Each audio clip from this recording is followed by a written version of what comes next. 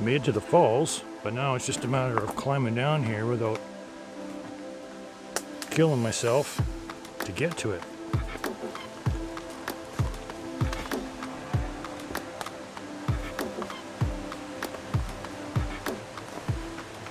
So, there's the river there behind me, and then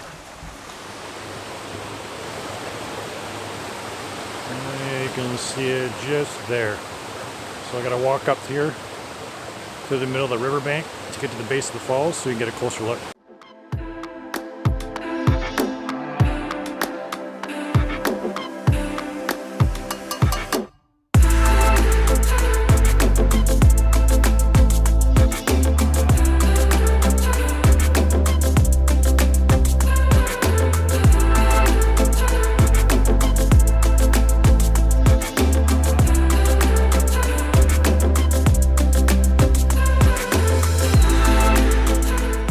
I'm getting closer, but I got all this debris and rock to get to the base of the falls there.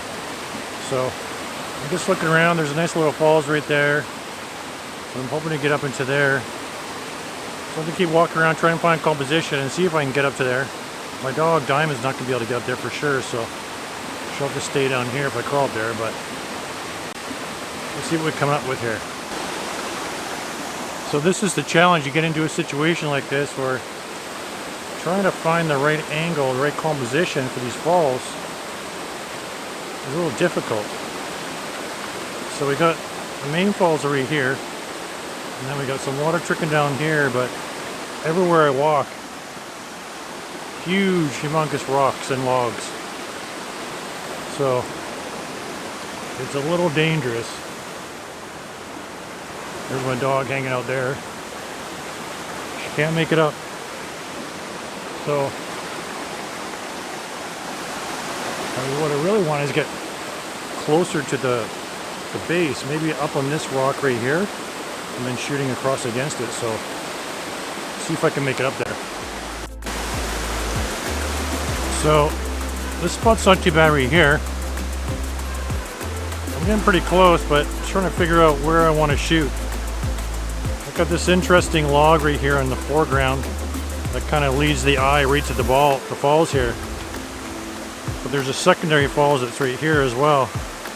And then it keeps trickling down the side here. So I like to either get this in the foreground pointing to the falls, or down here looking up where this little trickle follows the eye right up to the main falls. So I'm going to get set up the tripod and see what I can come up with here. Okay, so after several minutes of walking around trying to find a good composition, I got set up on this one. And right now, you can't see, but the tripod is literally like hanging off the edge of this rock. So I bump it at all, it's going to fall off, and I'm actually standing on a suspended log just to stay here. But the reason I like this one is this log right here, not only does it frame up the photo on the bottom, but it also leads your eye up to the main falls right here. And then off to the side there's another little trickling one, and this log leading your eye up to this side. So I'm going to put a 6-stop ND filter on there with a polarizer in a second.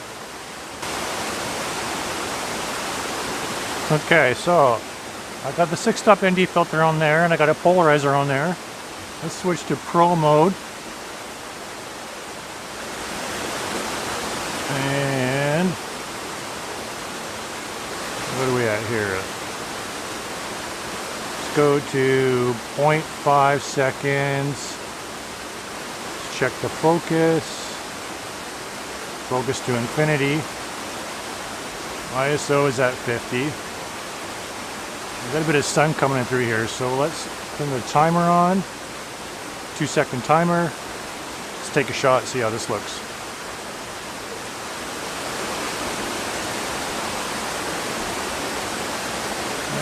It's not too bad.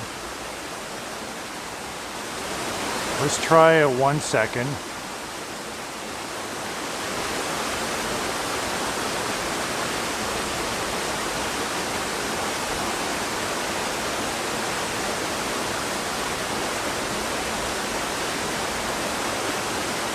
Oh, see, see right there is blowing out.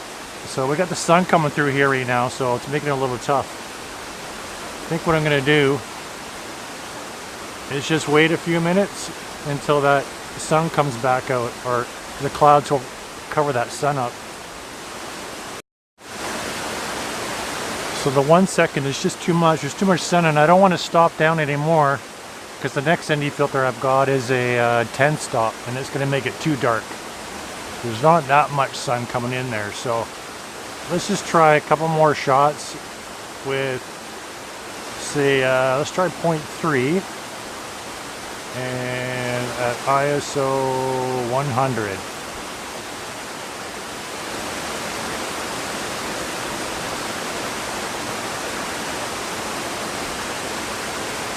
Not too bad. Try that 0.5, or let's go 1/4. 125.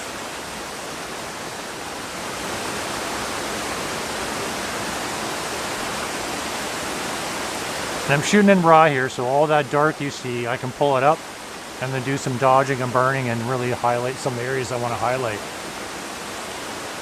But you see that the faster the shutter speed, the more detail in the water you get.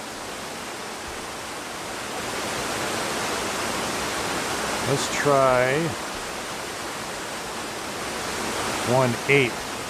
I just don't like to go too high with that ISO. You get too much noise in that photo.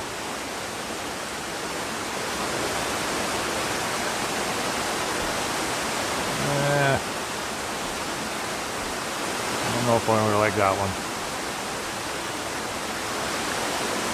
And we'll do one more in the 0.5 ISO all the way down to 50.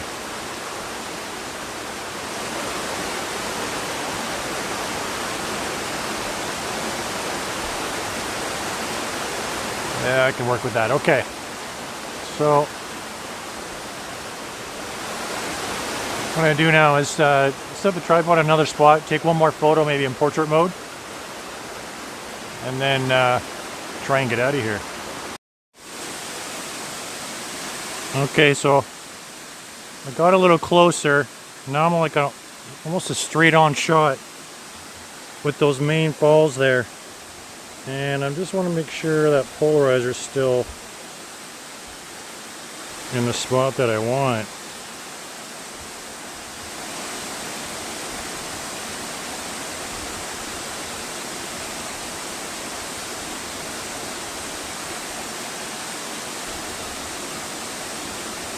There we go. Okay, now see what we can get here. Let's try the 0.5 at ISO 64. Make sure that focus is still good. Give that a try.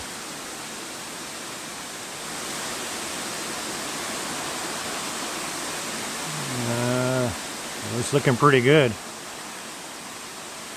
Slightly, just close near their top there, it's a little bit blown out.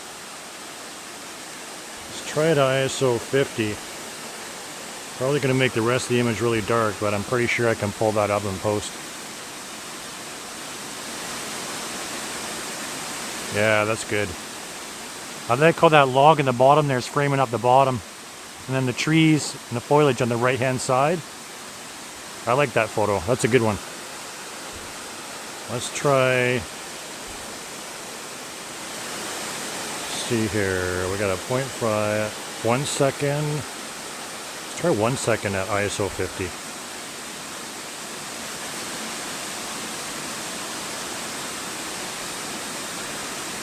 Oh, you see, that's not too bad either. It's a little bit, highlights are a little bit hot on the top there. But I'm pretty sure I can bring that back in post too.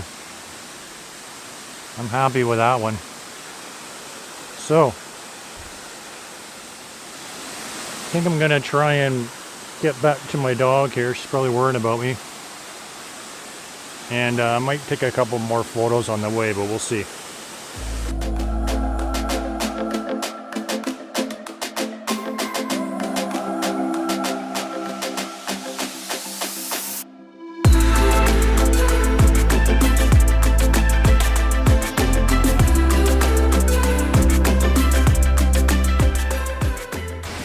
thanks for watching, everybody. I got a couple quick photos out of here.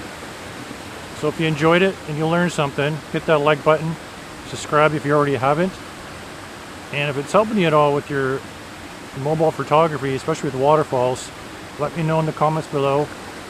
Got any questions, feel free to ask. And until next time.